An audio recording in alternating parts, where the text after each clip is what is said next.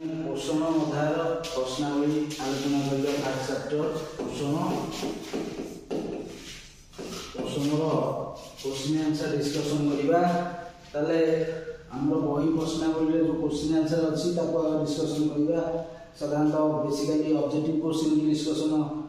करबा एवं subjective question मध्ये इंपोर्टेंट क्वेश्चन की कोडा कोन पढिबो ताको डिस्कशन करबा ताले फर्स्ट क्वेश्चन आमर अच्छी आलोर सेशन कौन सबुज उद्भिद प्रक्रिया किपरि होता है वर्णना कर। साधारणतः ये क्वेश्चन टी इंपोर्टेंट क्वेश्चन प्राय 4-6 वर्ष है सब वर्ष प्रति वर्ष आयतर आलोक प्रक्रिया किंबा जदि पड़ी थाए ता परवर्ती वर्ष रे पुणी अंधकार प्रक्रिया पड़े तेणु आलोक सेशन कौन एवं सबुज उद्भिद प्रक्रिया किपरि होता है उभय आलोक प्रक्रिया और अंधकार प्रक्रिया को आमको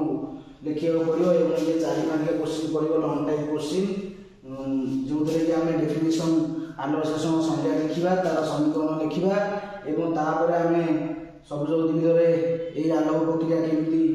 संपादित होता है आलोक प्रक्रिया को वर्णना करवा और अंधकार प्रक्रिया को वर्णना करवा ये 4 मार्किया क्वेश्चन पड़ो। द्वितीय क्वेश्चन हूँ कौन ना खाद्यर प्रकार भेद उदाहरण सहित लख ये 4 मार्किया क्वेश्चन जो थे आम खाद्य को मुख्यतः 6 भाग में भेद कराई एवं रासायनिक गठन अनुसार से श्वेतसार पुष्टिसार स्नेहसार धातुसार जीवसार और जल ये 6टी आमर खाद्य प्रकार भेद विषय लिखा ये 4 मार्किया क्वेश्चन पड़ो। तृतीय क्वेश्चन अच्छी परभोजी पोषण कौन एवं परभोजी पोषण प्रकार भेद उदाहरण सहित बुझा ये इंपोर्टेंट क्वेश्चन ये गोटे इंपोर्टेंट क्वेश्चन एवं ये गोटे इंपोर्टेंट क्वेश्चन प्राय परीक्षा आसे परभोजी पोषण कौन जो जीव मैंने निज खाद्य निजे प्रस्तुत करना से परभोजी कहुए एवं परभोजी पोषण साधारणतः 4 भाग विभक्त कराई जो कि आम प्राणी सम पोषण मृतजीवी पोषण सहजीवी पोषण एवं परभोजी पोषण विषय आलोचना करवा जो कि 4 मार्किया क्वेश्चन पड़ो प्राणी सम पोषण विषय लिखा उदाहरण सहित परजीवी पोषण मृतजीवी पोषण एवं सहजीवी पोषण ये प्रत्येक पोषण गोटे गोटे 3 मार्किया क्वेश्चन पड़ो और ये पोषण जो परभोजी पोषण कौन और परभोजी पोषण प्रकार भेद ये 4 मार्किया क्वेश्चन पड़ो ये गोटे इंपोर्टेंट क्वेश्चन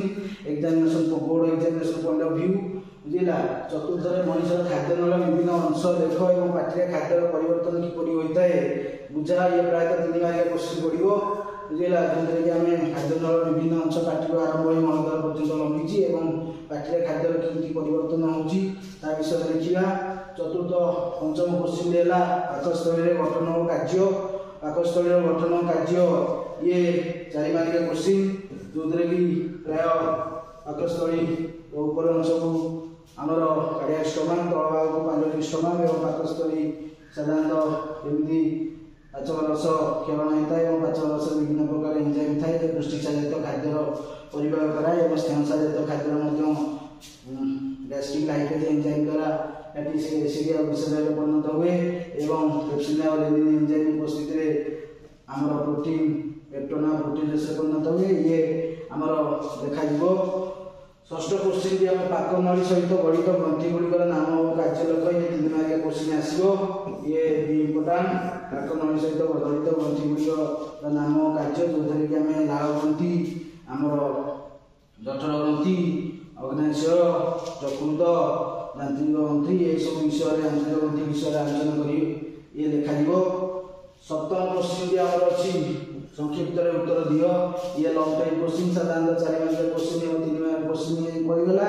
ये संक्षिप्त उत्तर दियो सहजीवी पोषण कौन बुझा ये प्राय 2 मार्किया क्वेश्चन पड़ो बुझेगा 2 मार्किया क्वेश्चन सहजीवी पोषण है दुईटी आम डेफिनेशन संज्ञा लिखा उदाहरण देवा एवं द्वितीय आमर केते प्रकार केतोटी दांत अच्छी ये 2 मार्किया क्वेश्चन 2 मार्किया क्वेश्चन पड़ो आमर 4 प्रकार प्रति माटी 16टी लेखाएं टोटाल 32टी दांत अच्छी कटन दांत स्वर्ण दांत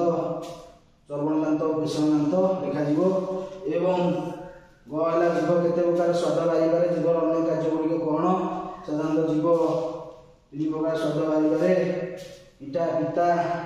एवं खटा लुणिया एवं जीवर अन्य कार्य खाद्य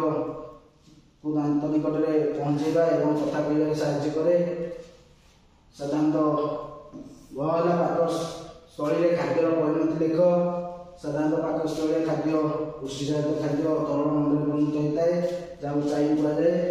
ये दुई मार्किया क्वेश्चन पाकस्थल खाद्य मंडल केउटा जाए खाद्य अवशेषण अवशिष्ट खाद्य परिणति लेख पाकस्थल खाद्य मंडल कीटाणु प्रथम अंश ग्रहणी जाए एवं अवशेषण खाद्य परिणति ये दुई मार्किया क्वेश्चन आलो प्रक्रिया बुझा ये साधारणतः 3 मार्किया क्वेश्चन आसो आलो प्रक्रिया कौन बुझाओ एवं रूबिक्स को आलो सेशन रे रूबिक्स को भूमिका कौन ये इम्पोर्टेंट क्वेश्चन बर्तमान आम देखा 1 मार्किया क्वेश्चन गोटे वाक्य उत्तर दिया ऑब्जेक्टिव क्वेश्चन जीवर कार्य कौन जीवर कार्य कथा कहबारे साहाय्य करने सहित खाद्य को दांत निकट में पहुँचा एवं आमर मुख गहरे खाद्य परिभाग में खाद्य को दांत निकट में एपट करवा कहला मनुष्य माटी में कई प्रकार दांत रही आम मनुष्य माटी में 4 प्रकार दांत रही प्रति माटी में 16टी लेखाएं दांत कर्तन दांत स्वर्ण दांत चौवन दांत और केशर दांत साधारणतः पित्तर कार्य कौन पित्त स्नेहसार जातीय खाद्य अद्रवीकरण कराए पित्तर कौन एंजाइम न थाए ये केवल स्नेहसार जातीय खाद्य अद्रवीकरण कराए इम्यूनिफिकेशन कराए गहला बृहतंत्र कौन अवशोषण होता है बृहतंत्र साधारणतः आमर जल एवं विभिन्न औषध अवशोषण होता है पाचन रस कई प्रकार एंजाइम थाए पाचन रस साधारणतः पेप्सिन और रेनिन पुष्टिसार को परिभाग करथिबा एंजाइम थाए प्रोटीज एंजाइम साधारणतः पेप्सिन और रेनिन आलो प्रक्रिया कौन उत्पन्न हुए साधारणतः आलो प्रक्रिया एटीपी और एनएडीपीएच उत्पन्न होगा होता है और एटीपी और एनएडीपीएच मिसी आलोसेशन शक्ति गठन करथांती एसिमिलेटरी पावर एवं आलोसेशन शक्ति कौन ना एटीपी और एनएडीपीएच मिसी आलोसेशन शक्ति गठन करथांती एवं ये आलोसेशन शक्ति अंधकार प्रक्रिया अंगारकाम्ल को विभिन्न धारावाहिक रासायनिक पथ दे ग्लूकोज शर्करा परिणत करता है एवं ये आमर 1 मार्किया क्वेश्चन प्रत्येक क्वेश्चन 1 मार्क में पड़ो आमर ऑब्जेक्टिव संज्ञा लेख 9 नंबर है आमर गोटे शब्द उत्तर दियो 9 नंबर गोटे शब्द उत्तर दियो जो कि आम अंधकार प्रक्रिया गोटे ग्लूकोज प्रस्तुत करने केतोटी CO2 आवश्यकता पड़ता है ना अंधकार प्रक्रिया गोटे ग्लूकोज प्रस्तुत करने 6 CO2 प्लस 12 H2O आलो आमर सूर्यालोक एवं हरितलोक उपस्थिति में 6 H12O6 प्लस 6 CO2 6टी अम्लजान अणु बाहरी थाए एवं 6टी जल अणु बाहरी थाए तेणु अंधकार प्रक्रिया गोटे ग्लूकोज अणु प्रस्तुत करने 6टी CO2 आवश्यकता होता है थाइलाकोइड झिल्ली प्रवाहित होता इलेक्ट्रॉन परिशेष केउठारे पहुंची थाए NADP+ nicotinamide adenine dinucleotide phosphate NADP+ ये होची कोन ना ग्राहक अणु जे कि इलेक्ट्रॉन को ग्रहण करे एवं NADP+ NADPH उत्पन्न होता है जे कि साधारणतः परिशेष आमर NADP+ से इलेक्ट्रॉन पहुंची थाए एवं NADP+ इलेक्ट्रॉन को ग्रहण करे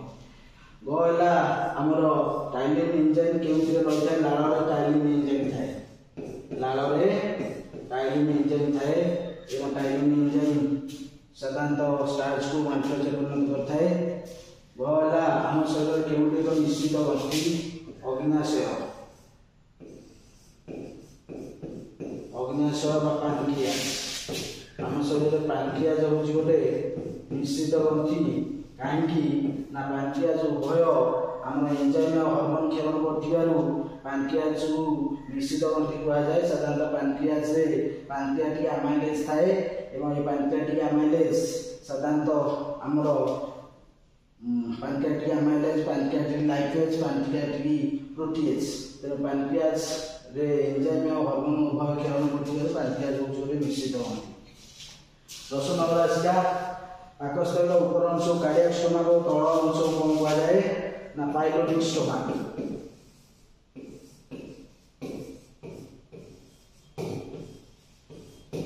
ऊपर अंश को कार्डियक स्टोमाक एवं तल अंश को पाइलोटिक स्टोमाक कहा जाए मलांग निर्मूलिया गैस गुड़िक अच्छा मलांग निर्मूलिया एप्लेक्सिया एम सब पर जीवी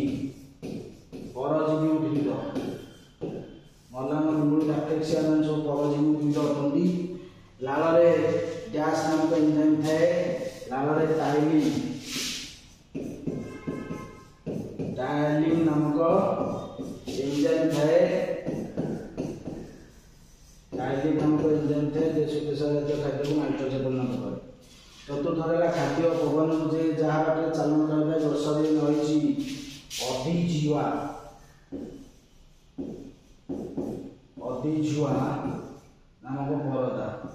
अधिजुआ नामक परदा थाए ये खाद्य को खाद्य बाटले एवं पवन को वायु बाटले यात्रा कर साहाଯ୍य करे। आमर वो पित्त स्नेहसार जातीय खाद्य गैस कराए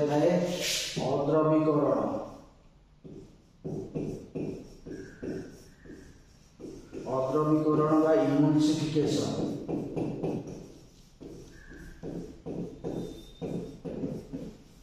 इम्यूनिफिकेशन कराई थाए बुझला। 11 आमर पित्त स्नेहसार जातीय खाद्य अद्रवीकरण कराई थाए। जलर आमर आलोक विश्लेषण थाइलाकॉइड गैस थाइलाकॉइड साधारणतः झिल्ली थाइलाकॉइड झिल्ली जो आमर साधारणतः थाइलाकॉइड झिल्ली थाए से थाइलाकॉइड झिल्ली रे आमर जलर आलोक विश्लेषण होता है थाइलाकॉइड झिल्ली रे हुए बुझला। तापर आसला आमर 11 नंबर आउ 12 नंबर अच्छे ऑब्जेक्टिव क्वेश्चन। 11 नंबर अच्छी वाक्य चिन्हित रेखांकित शब्द जो बदलाई ठीक वाक्य लेख। ताले आम जो रेखांकित शब्द अच्छी शब्दपुंज अच्छी बदलाई जगह ठीक वाक्य लिखा। कौन पित्तर रही टाइलिन स्नेहसार जातीय खाद्य अद्रवीकरण कराए ये टाइलिनटा हूँ भूल तेणु आपको आम बदलना कौन करा जगह लिखा पित्तर रही आमर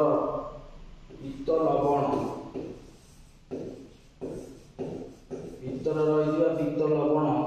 आमर स्नेहसार जातीय खाद्य अद्रवीकरण कराए।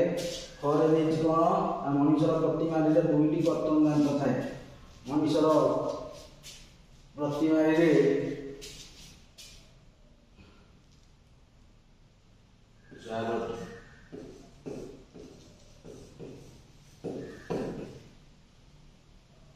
कर्तन दांत थाए प्रतिमारी 4टी कर्तन दांत थाए एवं जो परजीवी मृत गलित पचासड़ा उद्भिद प्राणी को खाद्य संग्रह कर निज पुष्टि साधन करता से परजीवी नुहे ये परजीवी जगह कौन करा जाए मुक्तकजीवी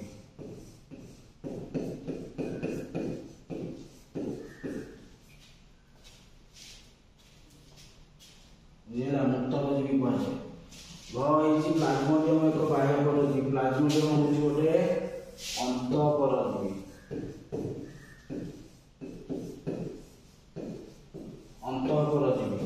प्लाज्मोडियम हूँ गोटे अंतःपरजीवी।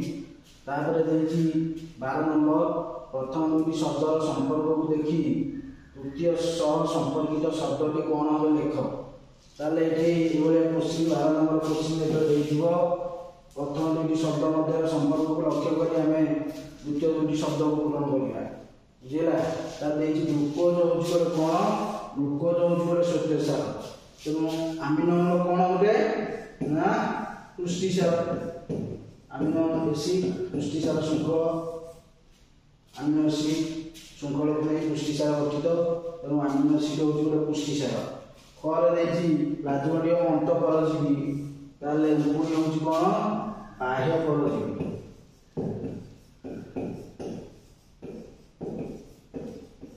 परजीवी तापर कौन कौन ना खाद्य नल द्वारा गलेट श्वासन नल द्वारा कौन गल्टिस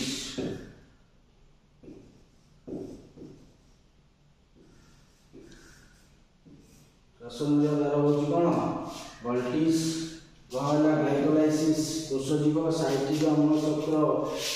ये कौन ना माइटोकॉन्ड्रिया मैट्रिक्स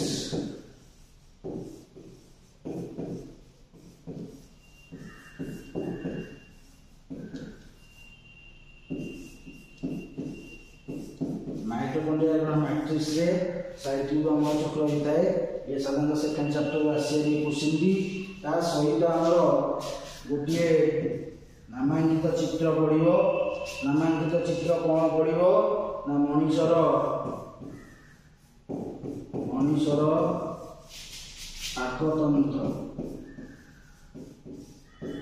पाकतंत्र नामांकित चित्र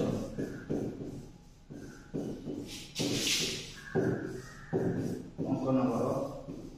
ये 3 मार्किया क्वेश्चन पड़ो। मनीषर पाकतंत्र एक नामांकित चित्र पड़ो। आउ चित्र पड़ो साधारणतः क्लोरोप्लास्ट गठन।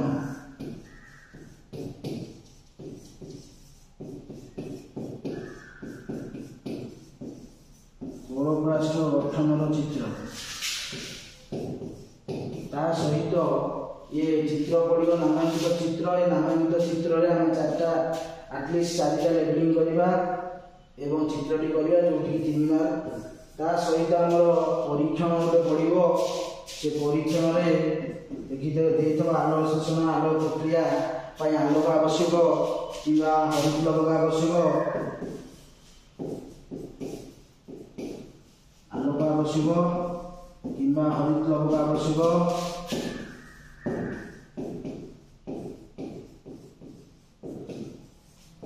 परीक्षणटी वर्णना कर। परीक्षणटी कौन कर वर्णना कर। जो परीक्षण कर परीक्षणटी वर्णना कर। चित्र अनावश्यक चित्र करने आवश्यकता ना केवल आलोक शोषण आलोक प्रक्रिया आलोक आवश्यक से परीक्षणटी वर्णना कर। से 3 मार्किया क्वेश्चन पड़ो। तेणु ये फास्ट चैप्टर इंपोर्टेंट क्वेश्चन प्रायतः लंग टाइम क्वेश्चन गोटे आसो 4 मार्किया क्वेश्चन 3 मार्किया क्वेश्चन गोटे आसो एवं ऑब्जेक्टिव क्वेश्चन 2-3 आसो। निहाती भाव में फास्ट विषय आमर 8-10 मार्क क्वेश्चन 8टी क्वेश्चन आसो फास्ट विषय। ता सहित अनेक ऑब्जेक्टिव क्वेश्चन अच्छी जो साधारणतः आम objective question multiple choice question आसो। 4टी ऑप्शन अच्छी ABCD 4टा सठिक ऑप्शन रू गोटे ऑप्शन में तुम गोल बुलाइब ओएमआर सीट ऊपर गोल बुलाइब जो थे कि आम objective 50 mark subjective 50 mark physical science life science मिसिकना 50 मार्क तेना लाइफ साइंस 25टी ऑब्जेक्टिव एवं 25 मार्क सब्जेक्टिव से ऑब्जेक्टिव प्रत्येक 1 मार्क और 1 घंटा समय 50टी ऑब्जेक्टिव करने पड़ो जो थे कि आम सठिक उत्तर ऑप्शन रे गोल बुलाइबा ओएमआर रे। तेणु ऑब्जेक्टिव जदि ठीक भाव में आम फोकस करवा एवं प्रति